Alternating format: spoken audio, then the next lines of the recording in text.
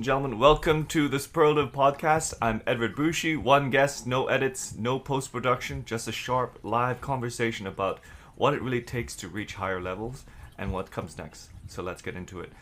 I want to introduce Brian Crew from BricConsulting.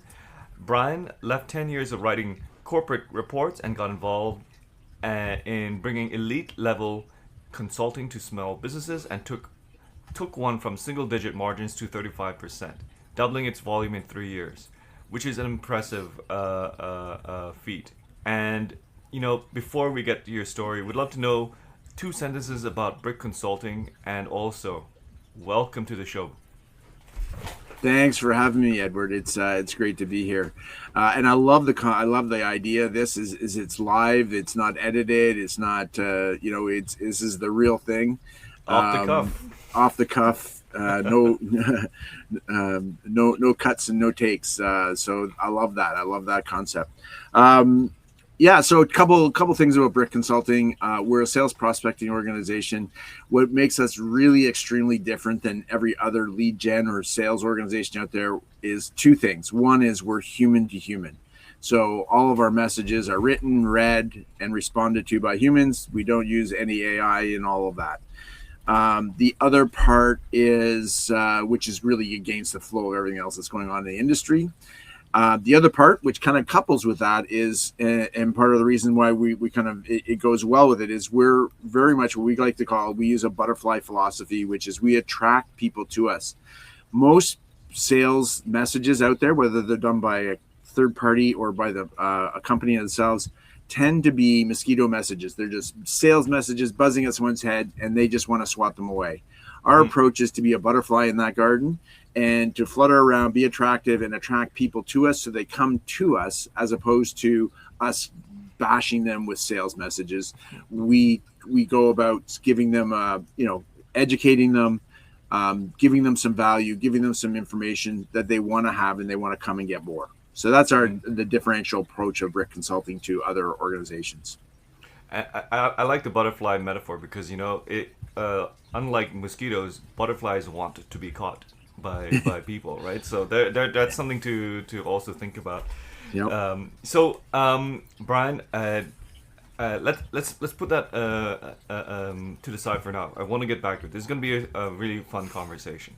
I'm coming into this as a person that's learning about or trying to develop his own sales practice, right? And for my own business, but would love to learn from a master here, right?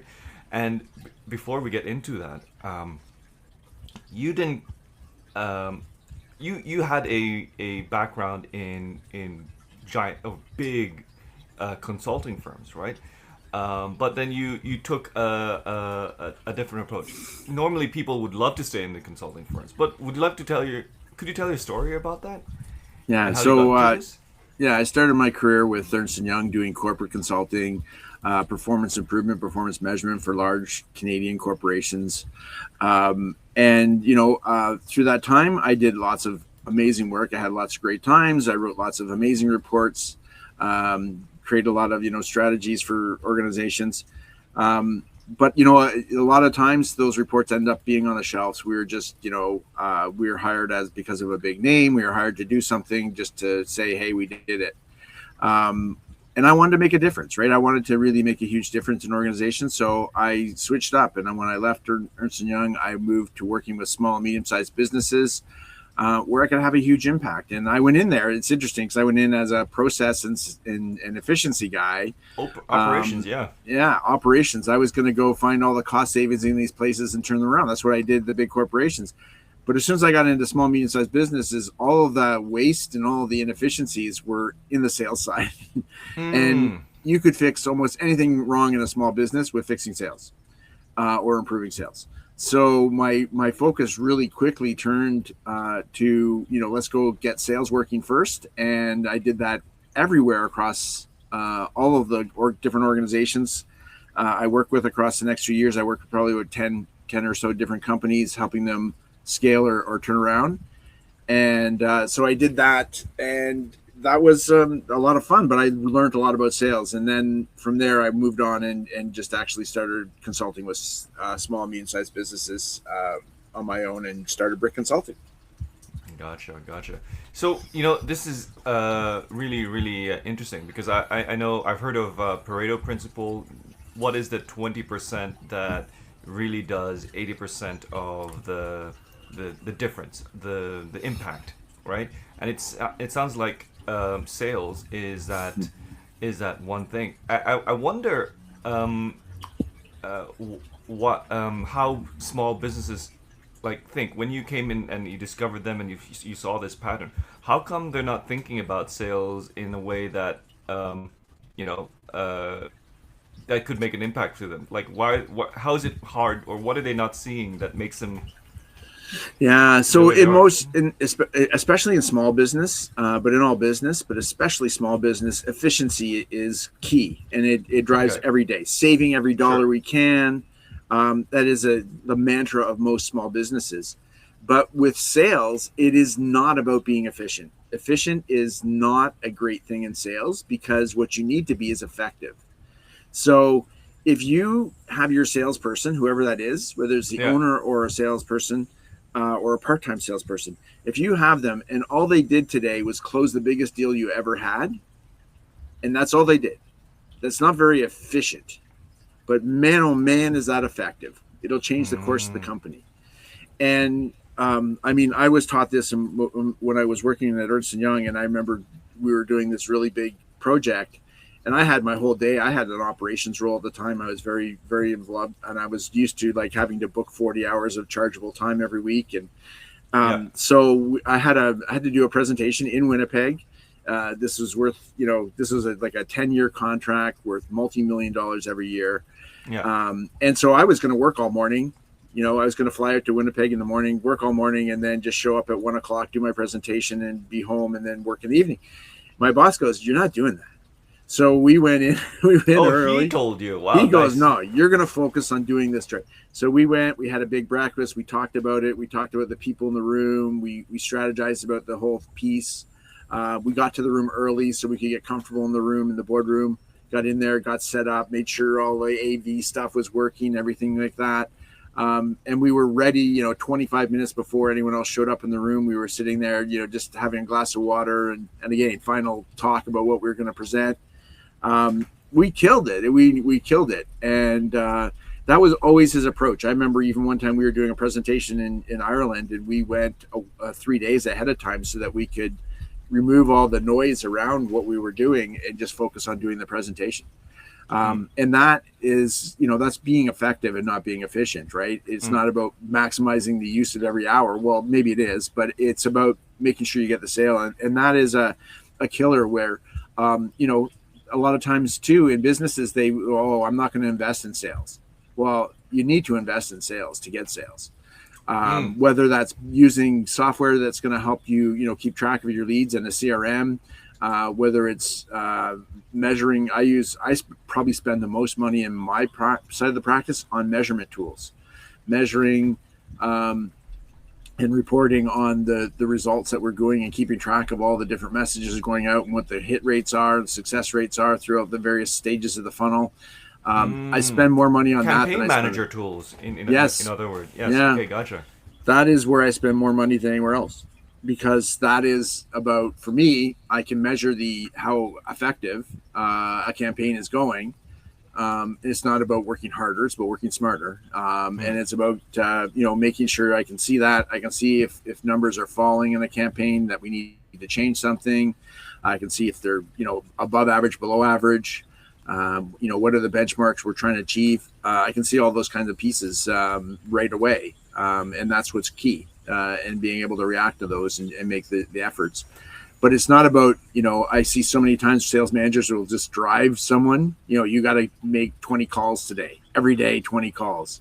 And I've been told that as a salesperson working for people, you got to do 20 calls a day.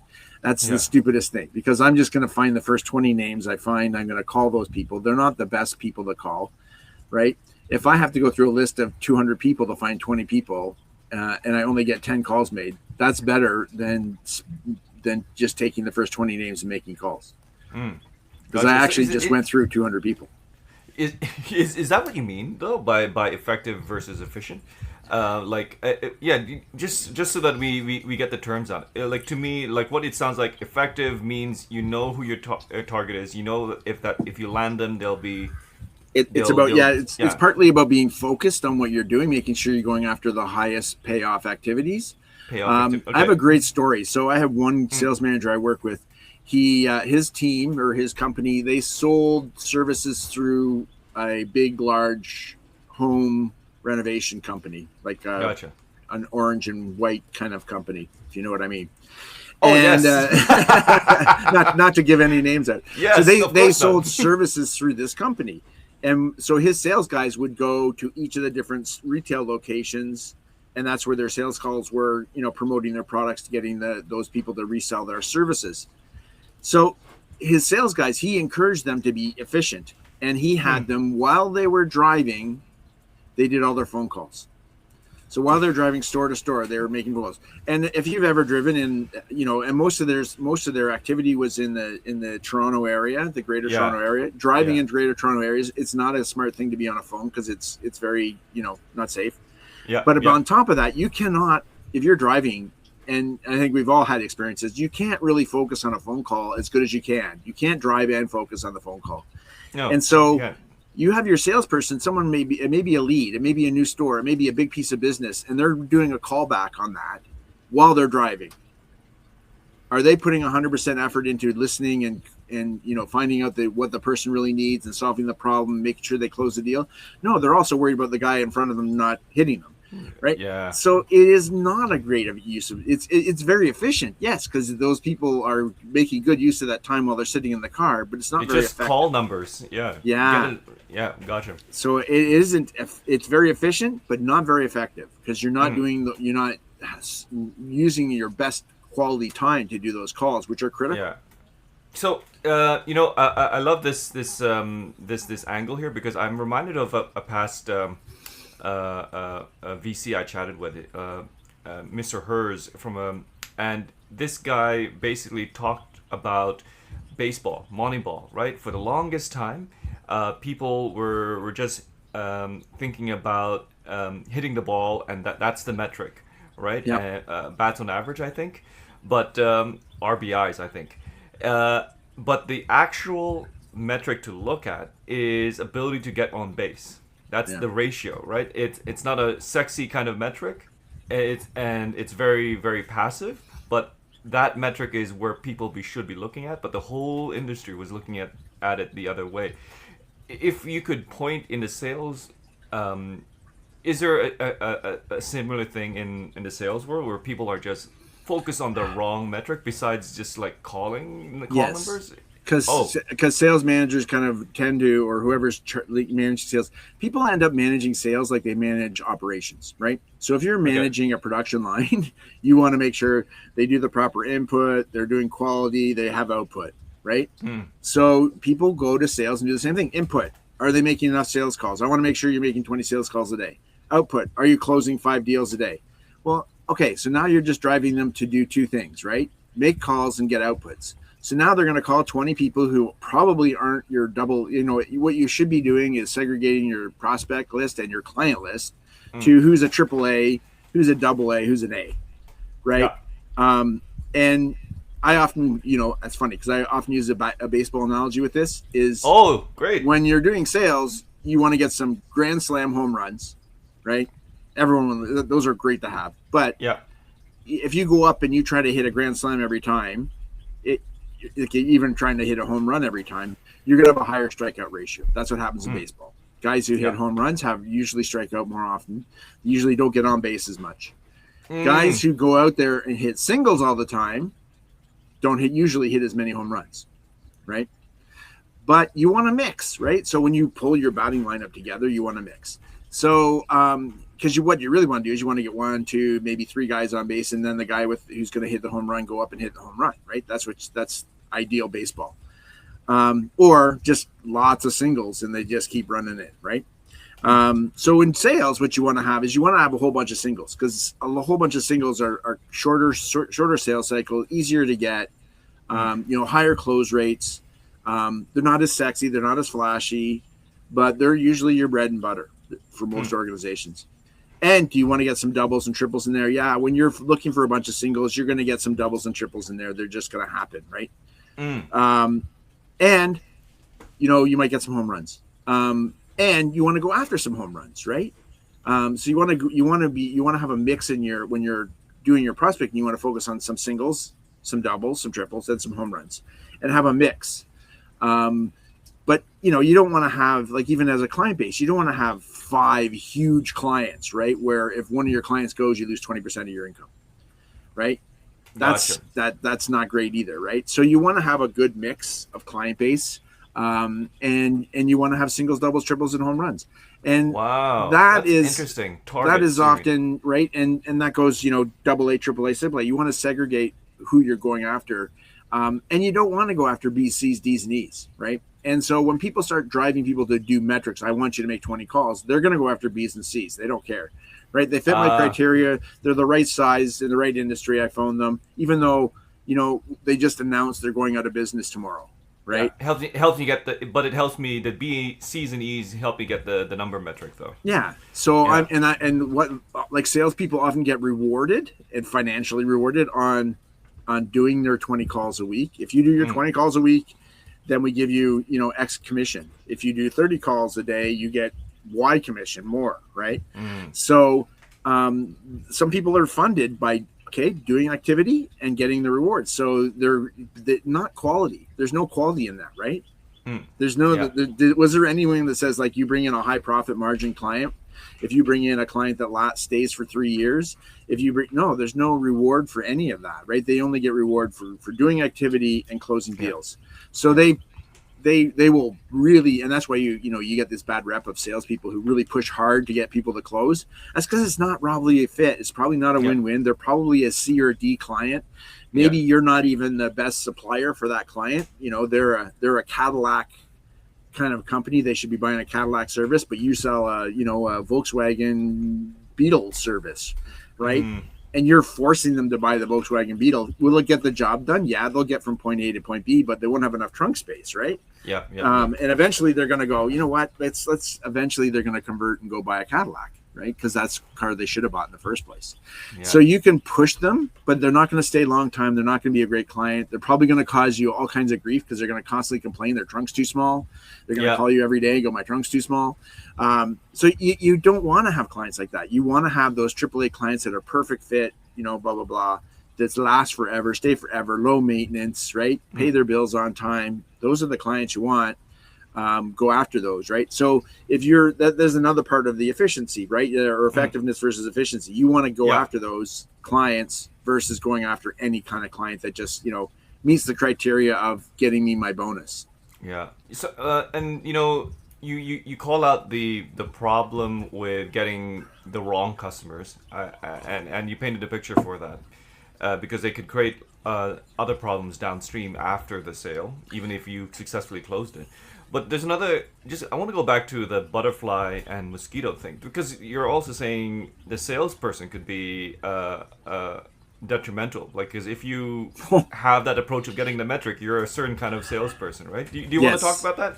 Certainly. So yeah, one of the things, companies spend, even if you're a small business, you probably don't realize it, but you put a lot of effort into your brand. There's a lot of money invested in the brand.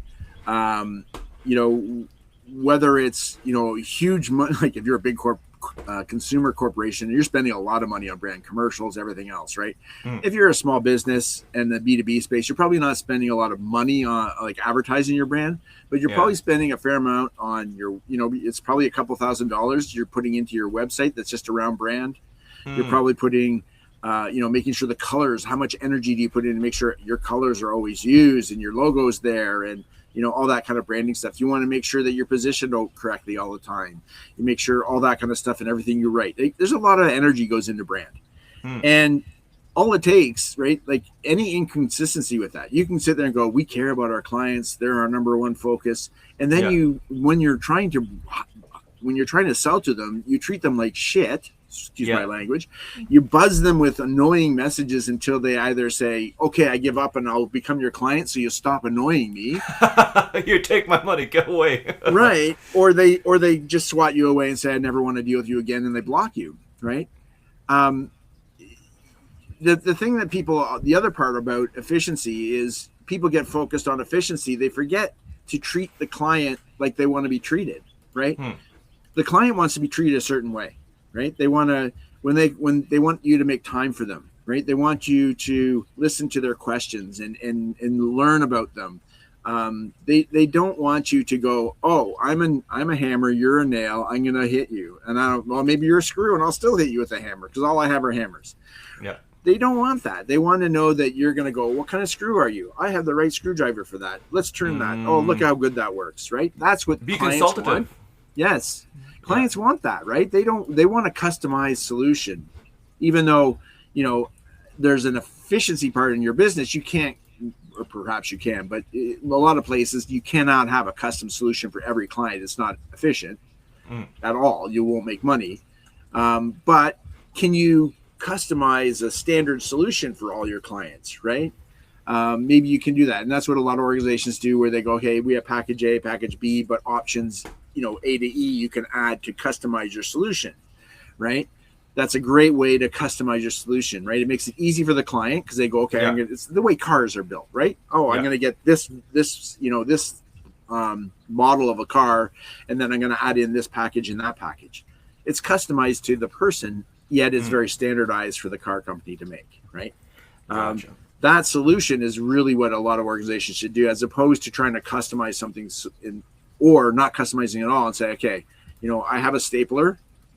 Here's your stapler. It's blue, it's black, and it holds paper together, right? What more do you want, right? So you can get away with it, I guess, if you're a stapler. They're all pretty generic, but for the large part, there's someone out there who wants a pink stapler. Not everyone's going to want a black stapler. And the other part too is it's really critical around that. So along that efficiency line, you get things like automation and AI. So and that is right now, it is a great way to be efficient. And I met a guy, he's going, I used to have 3 salespeople, right, who just did sales calls for me. I replaced them with 20 agents, AI agents. Okay. Who don't take meal breaks, don't sleep. They work 24 hours a day. I get 10 times the number of calls done, right?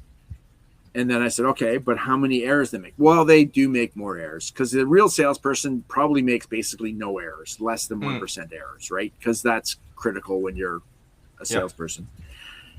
AI agents make about 10% errors, the best. So when you're doing that and you're doing it 10 times faster, that means you're making a lot more errors. And that's ruining your brand. Doing it. And you do have, although it may be hundreds of thousands of people, you do have a limited target audience. And when you start throwing AI in there, that you can access your target audience 10 times faster.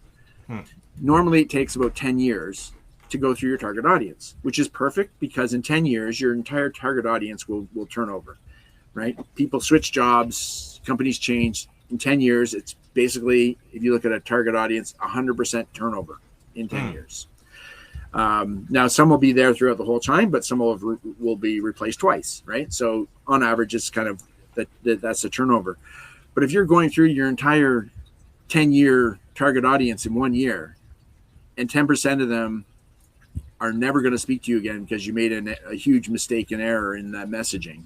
You poison your prospects. You're poisoning the well. And what happens next year, right? When you go back at those people again, and now you have 90%, and then 9 of them are it's not long before you have no one left, and you're going to be out of business. Yeah. Especially if you are, let's say, like a business that operates inside the city, or let's say the province of Ontario, where we both live, for example. Yes, and you know what? And some businesses are, if you're a business that has to actually physically connect, your service is a face-to-face kind of service. You're limited by geography to some degree, unless you're flying all over the place. But a lot of those businesses are somewhat limited by geography because, it's like, 2 hours from my my office. That's just all we can service. I can't be, it doesn't make sense for me to go 3 hours, right? Unless I charge the client extra and they don't want to pay it, they'll just get someone local, right? So, so you when you start having limitations, and a lot of businesses have limitations on who their client base is. And I'm going to even say, even though people have perhaps 100,000 people in their target audience, one of the things that we always do is we take that 100,000 people and we break it into a bunch of 2,000 slivers. And it's a micro, multi-dimensional plane that we work on, and we look for hotspots. So within your 100,000 people, do you do better to, let's say there's industry, there's size, there's geography. So do you do better going to urban companies that are, going to the CEO of urban companies that are 50 to 100 people versus rural versus larger versus different industry, right? And we'll find there's tends to be areas that are, kind of dark red, lighter red, yellow to blue within that target audience. It could be the messaging. It could be that our messaging is very specific. When we wrote the messaging, we're thinking of, an urban company and so our message is more urban. So maybe we need to have a more rural message for them or something. But we don't know that until we go in there and start doing stuff. But there's always spots where I've always found in most businesses, there's spots where it's easier to sell, whether it's, size, whether it's urban versus rural. I mean, all those things are very different when we're selling, right? We alter up, even though our messages, I'll say the same when we're sending messaging out, we alter it if it's going to urban versus rural, if it's going to, you have to be different if you're selling into places like the prairies or the East Coast, which most of those conversations start out with, so whereabouts do you live? Do you live near my? You're over by my cousin Frank. Okay, that's how most of those conversations start.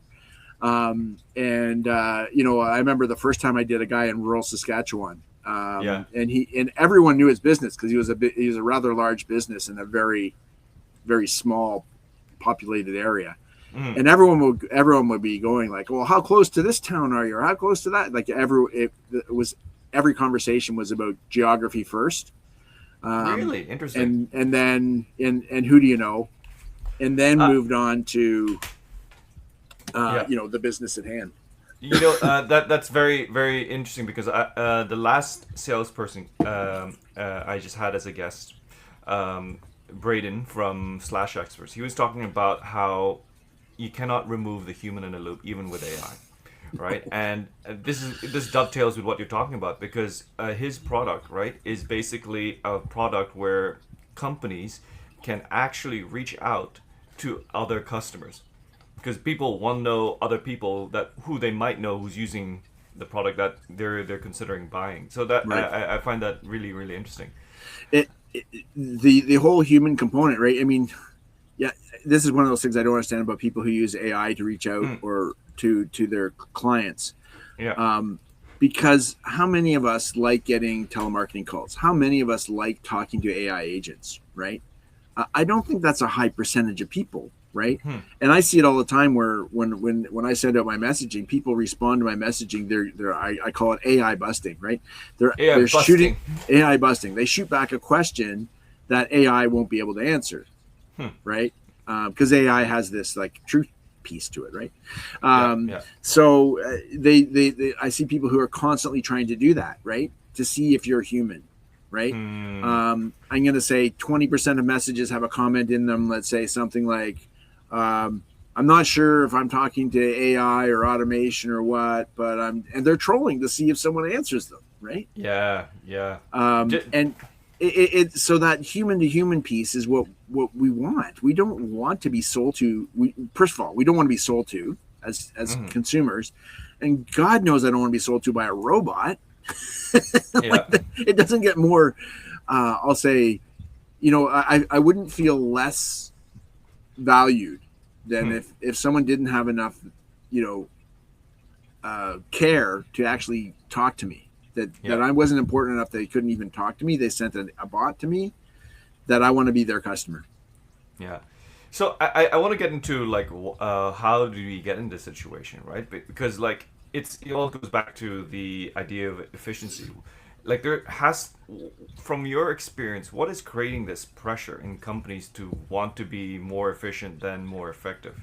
Uh, like, why are they going after why are they in situations where they're going after the wrong metric or going after AI and just like spamming as many people as possible? I think people are selling that. Like the word out there is be efficient. Like how often do you hear? I mean, the whole AI world is into two camps. AI is you have the whole group that think that AI is the worst, most dangerous thing in the world that's going to take over. They're going to end up taking over the whole world, or which is the all doom and gloom. Or you have the other side of the coin where people think AI is the greatest thing in the world. It's the next savior. And you know what? If you've been around long enough, you heard this when the internet was started.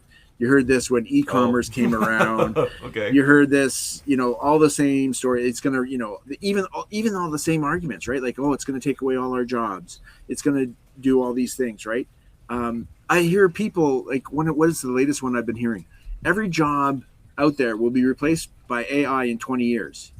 And I went, so the last number I saw, 75% of the jobs people have right now didn't exist 5 years ago.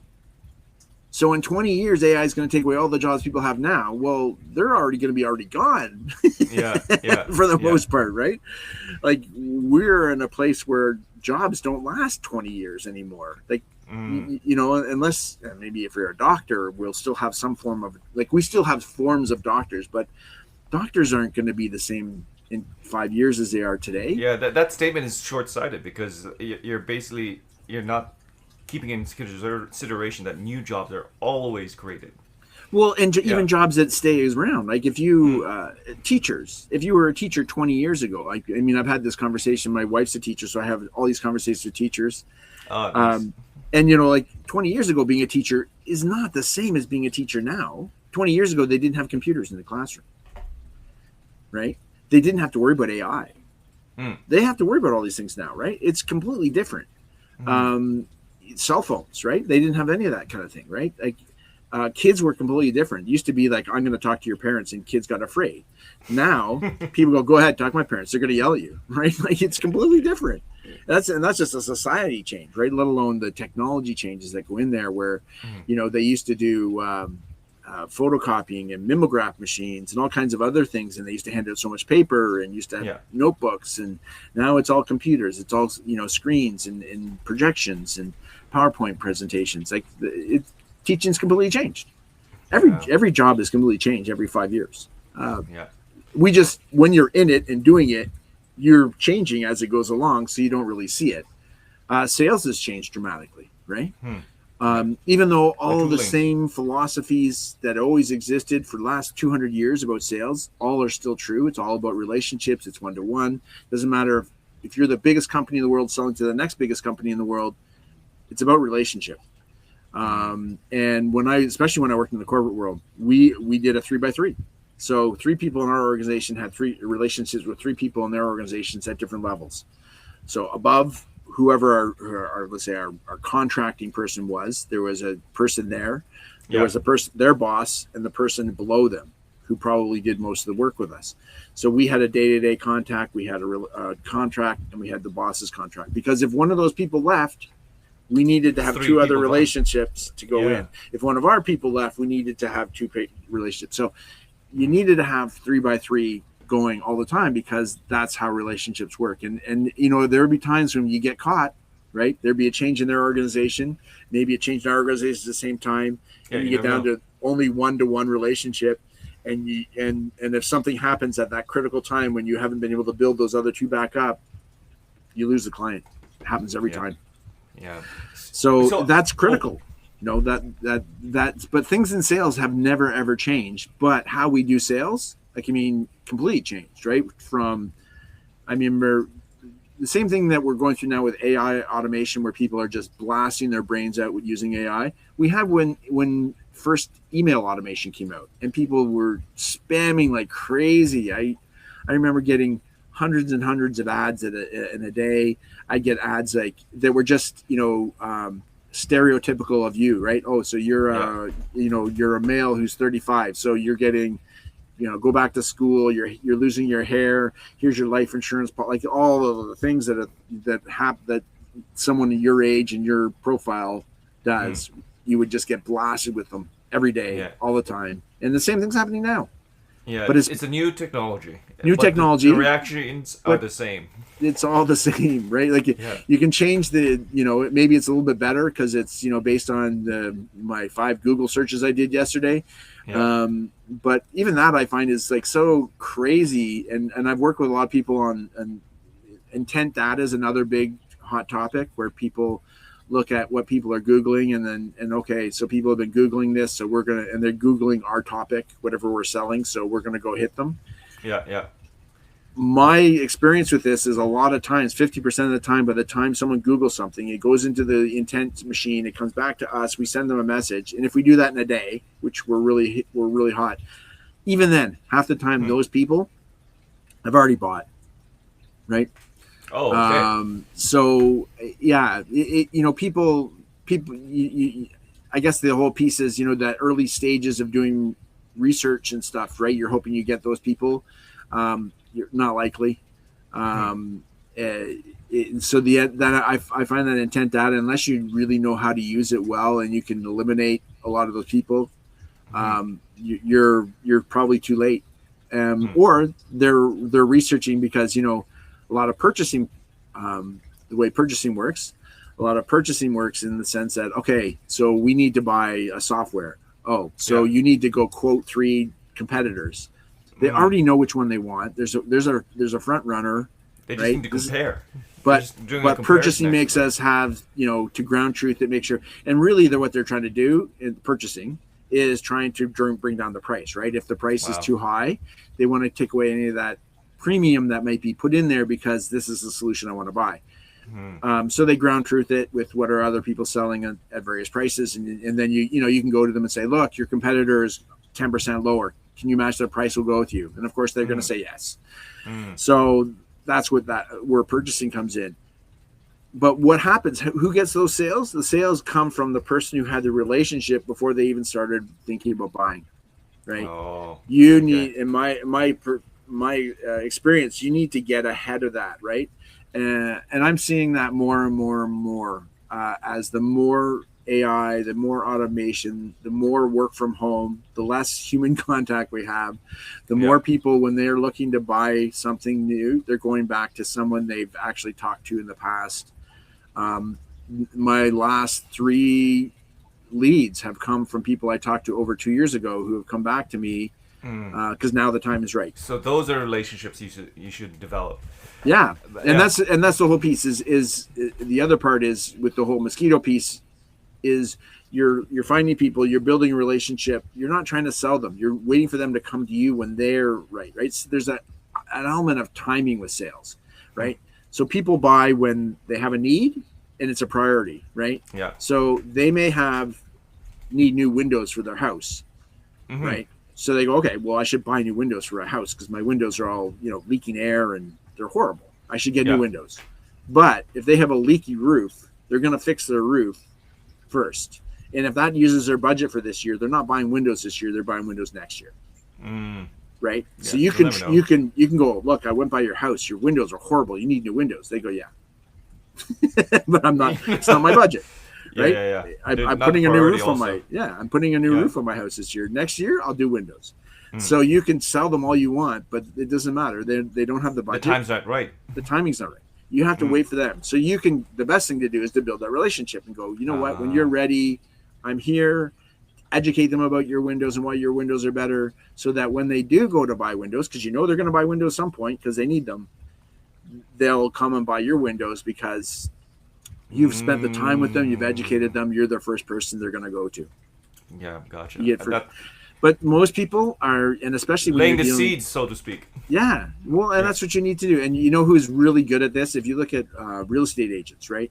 So I think on average, people buy a house every 5 years or something like that. Oh, right? Yeah, you had to think like that if you're a real estate agent. Yeah, because you know what? People don't just move. And you can't convince them to go, oh, you know what? You should move. Right? Yeah, even if they wanted to move, And I've They had can't real just estate, move, right? yeah, I've had real estate agent people come knock on my door, and go, you know what? I have a buyer for your house. You should move. And I'm like, I don't want to move. I like my house. I just renovated my kitchen. I'm not moving for 5 years, right? Totally. People So Brian, Sure. If you don't mind, we're coming to the time. I want to give some a moment, right, to something that you mentioned earlier in our call, right?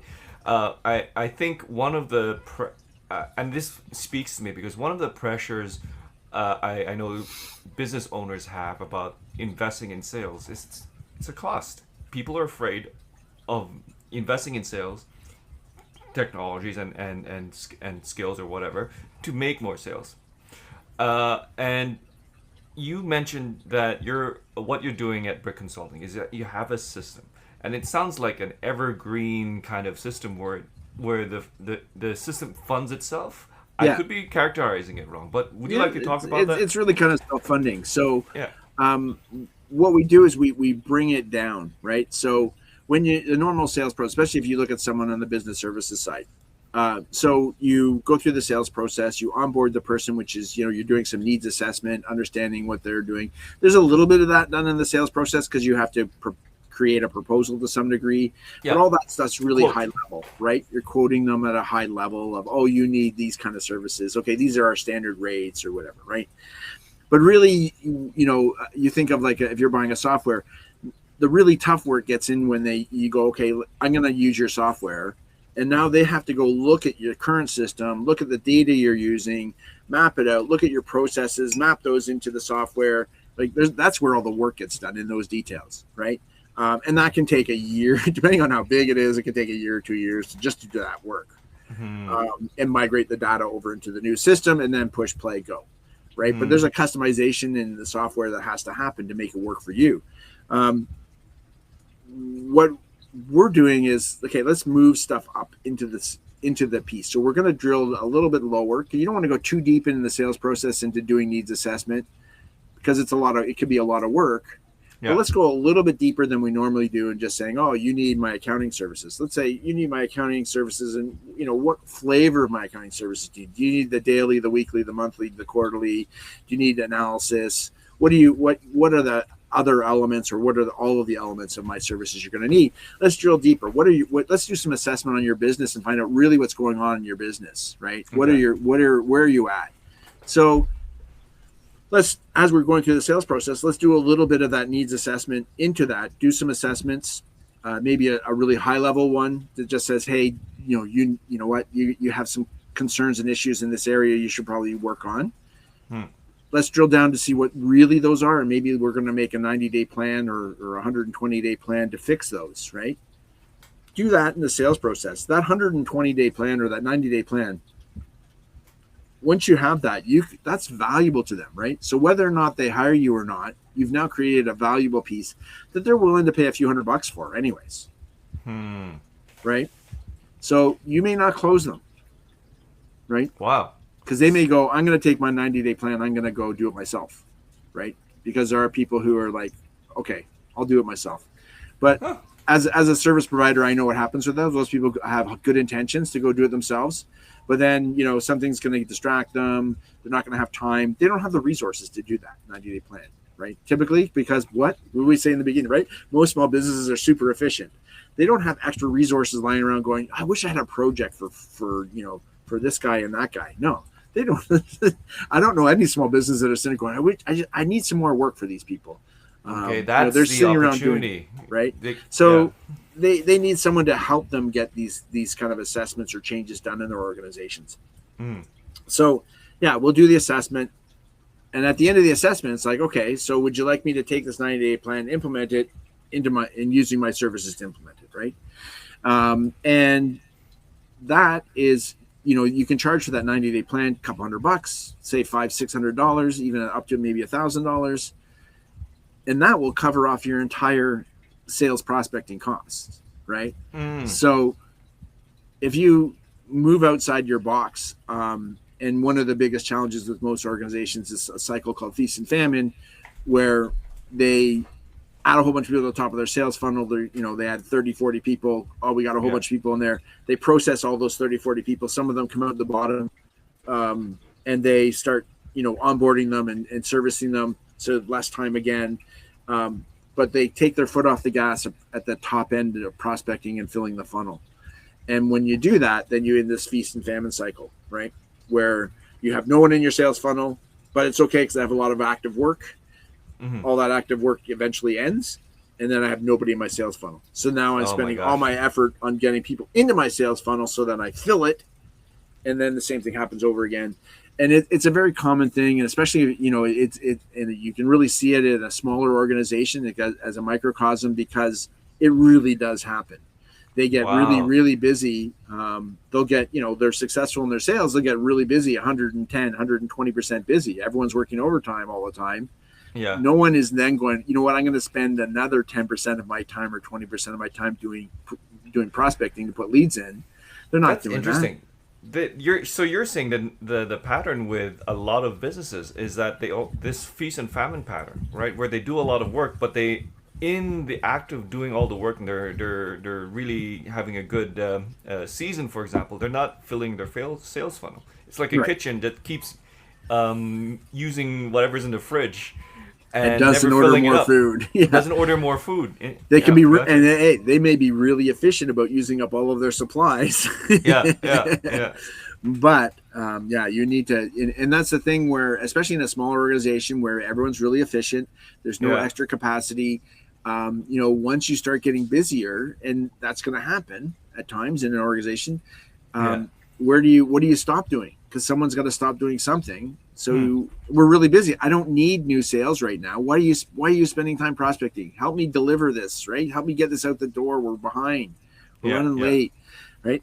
And that's what happens in small companies. And then they go into this feast and famine cycle. And to some small or larger degree, you look at solopreneurs.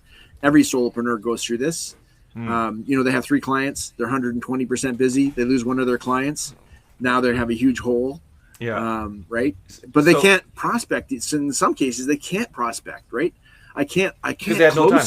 I can't close someone else. I'm already at 120% capacity. Right. So then very quickly they go under capacity. Yeah. So Brian, how do you help businesses? Right. How do you help businesses maintain a supply or the prospect line when they're busy doing out their business outside of sales? So there's 2 ways.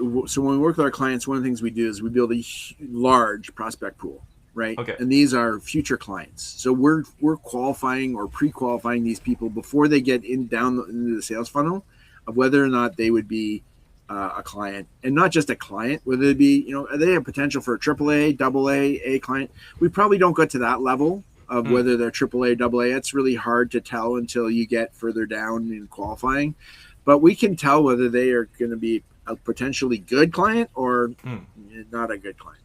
And so we just want to go after those good clients and keep them in the funnel, because the higher quality people we have in our sales funnel, the higher quality people we are nurturing in our prospect pool, just means the higher quality clients all the way through. And you just want to constantly, if you can constantly improve the quality of your clients, you're constantly improving your business, right? So it's a very key element. And I've seen a lot of businesses who, they're selling like they're selling really well, but they're not selling to high quality clients. They have high turn, and they can never get ahead, right? They're like, I don't understand. We're selling crazy. We're delivering, but we just never seem to get ahead. It's because they're not getting quality clients, right? So they're constantly just turning clients. How do you define a quality client? Is it like they're repeat customers and they pay a lot? It can't be just so that. It's you go from there's degrees, right? Obviously, there's the ultimate perfect client who pays their bills on time or ahead of time, who buys the most possible thing. They overpay for this. You're a perfect fit for them. They're a trusted partner. You're in their, you're going to they invite you to their strategy sessions because you're that integral to their company, right? That's like your super positive, perfect client, right? They're big, they're they're perfect. They don't bother you. There's like everything just fits perfectly. There's no customer needs and those demands. Your solution fits them like a glove. That's perfect.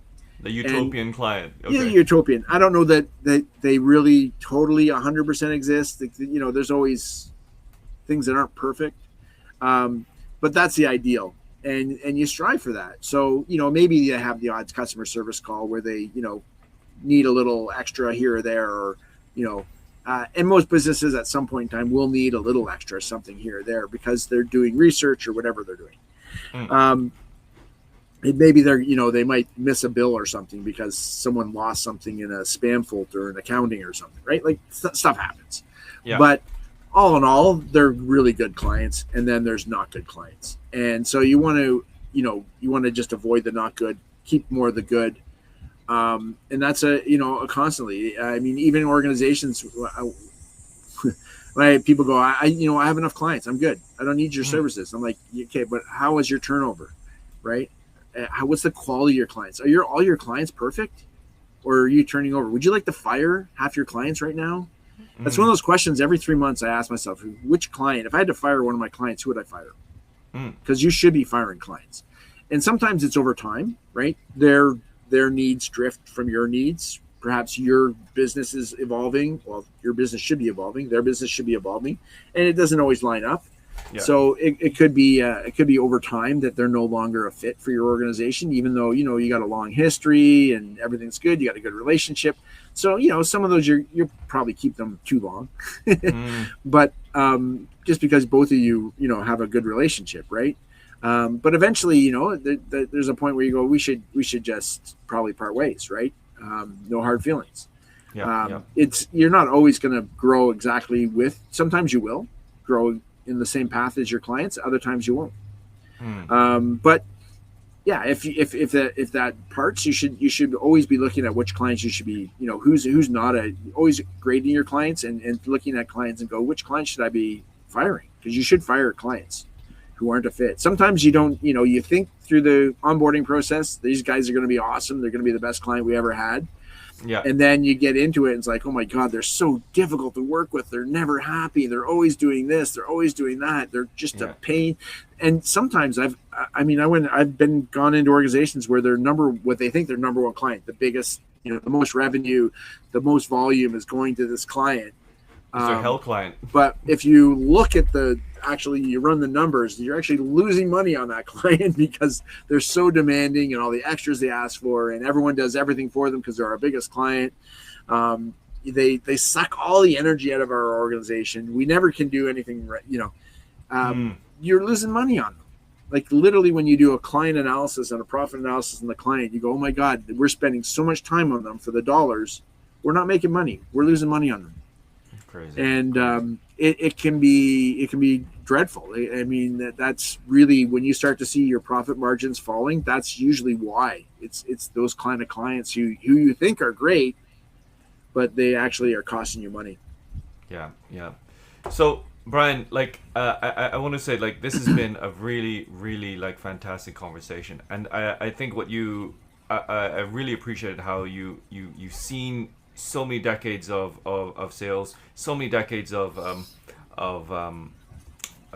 technology changes, but where the principles are and where how to deal with the noise. So I really I'm taking that to heart because as I start my practice, I am already I came into it thinking it's an efficiency game. Just get the numbers out there. But I love where you put the caveats. I love where you have to ground it all in building the relationships. So I really find that as a really powerful and how do you even say it? A grounding North Star that all people in the sales practice should stand by. So I know you're developing this. I know you have this model, right? And yep. it's working for your clients. where can people find more details about this? How can they reach out to you? And do you have a formal name for this model of yours? Yeah, so I kind of have two names for it. One is the gold standard because The gold standard. because I've talked to so many business owners, and what is your objective? And they go like, I want to make 250K, and I only want to work 20 hours.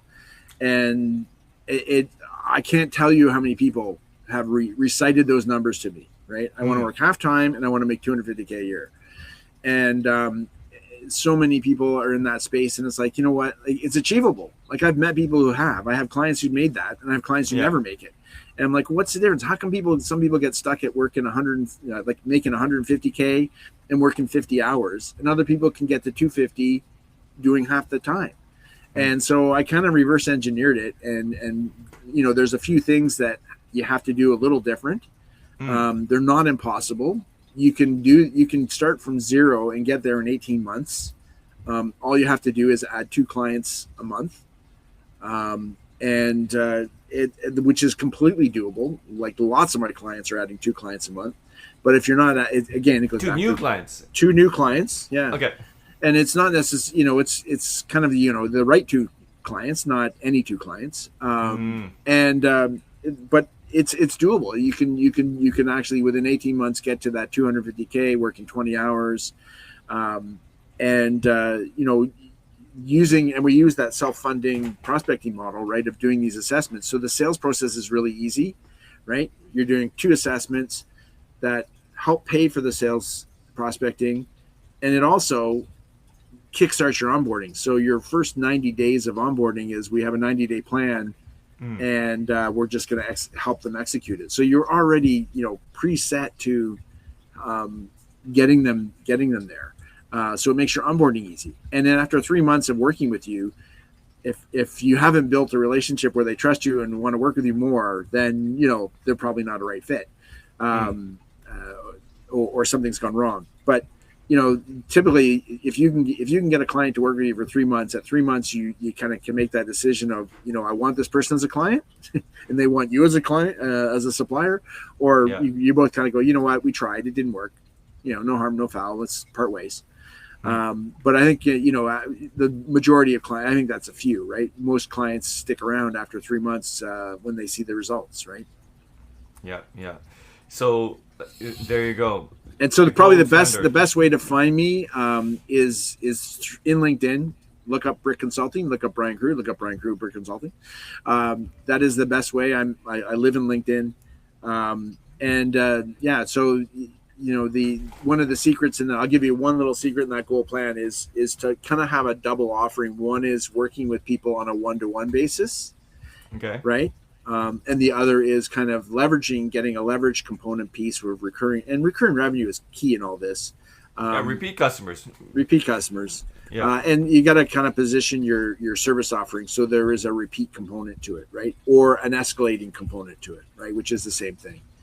And the second part is kind of trying to get some group pieces to it, right? So being able to serve multiple to one or recurring pieces, like you can do that with software, you can do that with mastermind groups, you can do that with service groups. So there's lots of different ways of kind of packaging that group component piece, but you want to have both, because some people want to work one-on-one with you and they'll pay a premium for that.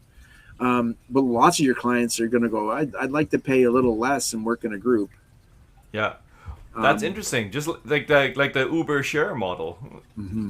That's pretty interesting. Yeah, and I like the idea if you're working with a repeat client, you could also think ahead, think other engagements ahead, and say I'm pricing all those in advance too. Multiple phases, right? Yeah.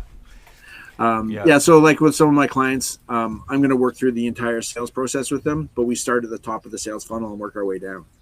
Because there's no sense in working at the bottom up, right? Because if you don't have quality at the top, I know you're not going to have quality at the bottom.